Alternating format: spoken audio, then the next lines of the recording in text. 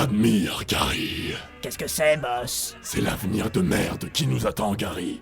C'est magnifique. Bonjour et bienvenue pour notre débrief habituel. Aujourd'hui, je suis particulièrement de bonne humeur, car le 26 mai 2019, le Rassemblement National, parti de Marine Le Pen, est arrivé en tête des élections européennes avec 23,31% des voix. Je comprends pas, pourtant j'avais fait un beau barrage et tout. C'est l'occasion rêvée de faire un petit récap de l'histoire de ce parti. Cette histoire commence au milieu du XXe siècle, quand Pierre Poujade et la guerre d'Algérie font réapparaître les vrais mouvements d'extrême droite. Pierre Poujade était un libraire papetier qui entendait lutter contre les excès et la dictature du trésor public, en se battant contre certaines taxes. Son combat a évolué ensuite vers la lutte pour l'Algérie française et contre la décolonisation, la critique de certains élites, le nationalisme teinté d'antisémitisme et un petit bout de xénophobie. Mélangez le tout, mettez ça au four et vous aurez un facho tout chaud. Mais le temps de Pierre Poujade ne dure pas, et sa popularité ne cesse de baisser après plusieurs échecs politiques. Je comprends pas pourquoi, peut-être que l'antisémitisme ça parlait pas trop aux gens en 1950. Cependant, dans les années 60, le mouvement commence à rassembler d'anciens SS, des nostalgiques du régime de Vichy ou encore d'anciens militants de l'Algérie française.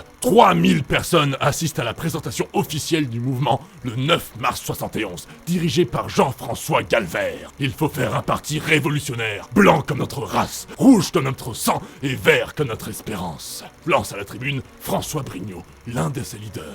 Ça pose l'ambiance. Lors du deuxième congrès organisé en juin 72, une stratégie de Front National est adoptée afin de créer un parti éponyme. Et qui sait qui pourrait mener tout ça à bien? Je vous présente la crème de la crème, il était député poujadiste en 56 et il a fait la guerre d'Algérie, c'est le GG, c'est le GGN, je vous le donne en mille, c'est Jean-Marie Le Pen! Leur premier succès arrive dans les années 80, grâce aux premières élections européennes en 84. En 87, Jean-Marie Le Pen évoquera les chambres à gaz et dira « Je n'ai pas étudié spécialement la question, mais je crois que c'est un point de détail de l'histoire de la Seconde Guerre mondiale. » Ce qui l'empêchera pas en 2002 de se qualifier au second tour des élections présidentielles. On était juste à ça. Marine Le Pen succède à son père en tant que président du parti en 2011. En avril 2015, l'ancien président du parti recommence à faire parler de lui en réaffirmant que les chambres à gaz sont un détail de l'histoire. Comme dirait Staline, la mort d'un homme, c'est une tragédie, la disparition de millions de gens, c'est de la statistique. Si c'est pas classe quand même. Marine, qui tente depuis des années de changer l'image du FN, est moyen contente et réussit à écarter le paternel le 20 août 2015. C'est donc elle qui dirige le parti jusqu'au changement de nom le 1er juin 2018, passant de Front National à Rassemblement National. Ça fait plus convivial, non? Du coup, c'est plus du tout le même parti, c'est ça? Eh bien, intéressons-nous à leurs propositions et à leurs actions, voulez-vous? Sur le site internet du Rassemblement National, on peut trouver les 144 propositions évoquées lors des élections présidentielles de 2017. Nous allons en sélectionner quelques-unes et voir si leurs propos correspondent à leurs actions. Commençons par le commencement avec la première proposition. Numéro 1. Retrouver notre liberté et la maîtrise de notre destin en restituant au peuple français sa souveraineté. C'est vrai que Marine, elle a pas trop l'air d'aimer l'Europe. Ça doit être pour ça qu'elle fraude jusqu'à 5 millions d'euros en emploi fictif au Parlement européen. Oh là là, je déteste cette coloc. Si je pouvais, je me casserais vite fait, hein. Mais t'es payé pour y être, et en plus tu piques dans les placards de tout le monde. Arrête de me diaboliser! Mettez-le. Quoi? Non, rien.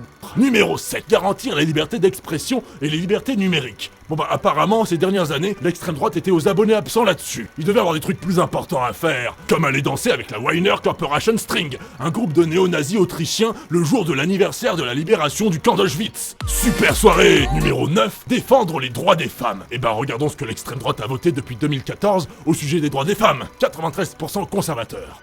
Ok, après ils parlent de l'immigration et de sécurité, et là par contre ils sont clairs. Tolérance, zéro. Et là leurs votes sont cohérents avec leur discours. C'est bizarre, je sais pas, ils ont dû se gourer quelque part. Point 52 à 57. Garantir la protection sociale. Bon ben l'extrême droite a voté à 79% contre un texte incitant les États européens à améliorer leurs conditions sociales, dont le RN qui a voté à 84% contre. Numéro 78. Lutter efficacement contre l'évasion fiscale. Alors pour le vote visant à créer plus de transparence fiscale entre les pays, le RN était absent. Pareil pour la transparence des intermédiaires financiers. Par contre, ils étaient là pour dire qu'ils ne voulaient pas de sanctions pénales contre le blanchiment. Bon, en même temps, quand t'es un parti qui s'est construit sur la phrase « blanc comme notre race », tu m'étonnes que tu sois pour le blanchiment. Enfin, pour l'écologie, la proposition numéro 133. Développer massivement les filières françaises des énergies renouvelables. Alors, pour le contrôle du CO2 des camions, contre. Le CO2 des voitures, contre. Les énergies renouvelables, contre. Les nouveaux objectifs climatiques, contre.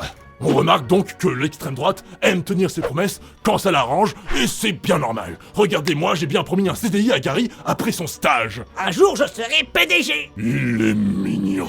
Sur ce, je vous remercie d'avoir assisté à ce débrief sur le Rassemblement National, en espérant vous revoir bientôt sous de plus mauvaises augures. Et n'oubliez pas que l'enfer est pavé de bonnes intentions.